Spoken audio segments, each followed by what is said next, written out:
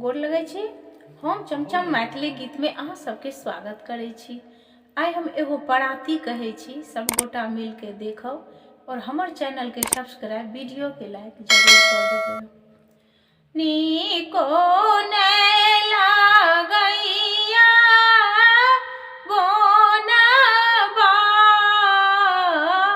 स गोविंद हो, नीको नै लागैया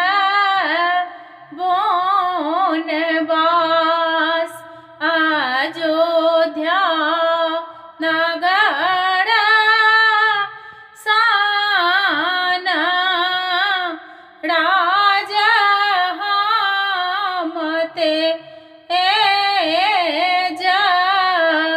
जलते जल कुला पाली बाड़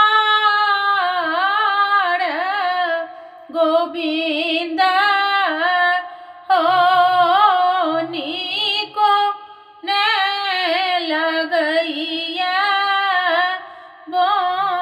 बनवास राजा दशरथ